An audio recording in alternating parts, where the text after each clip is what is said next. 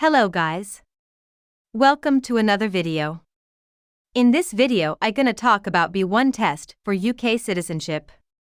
I gonna show you step by step about B1 English test. What is B1 test for UK citizenship? The B1 exam checks that your English level. That how to speak and listening English. Basically B1 test speaking and listening test and help secure your visa. The English language speaking and listening B1 exam is an important part of the process if you want to become a permanent resident. You must pass B1 test. How much does it cost for B1 test? The B1 test will cost approximately £150. This is for one attempt at passing the test. What happens in a B1 test?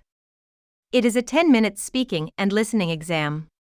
There will be you and the examiner. If you do not understand, ask the examiner to repeat. What is the best topic for B1 test? When choosing your topic, you should choose a subject that you know a lot about and can talk about with the examiner for up to 5 minutes, such as a hobby, holiday, your family, your job, your home country, festivals, means of transport, special occasions, entertainment, music, recent personal experience.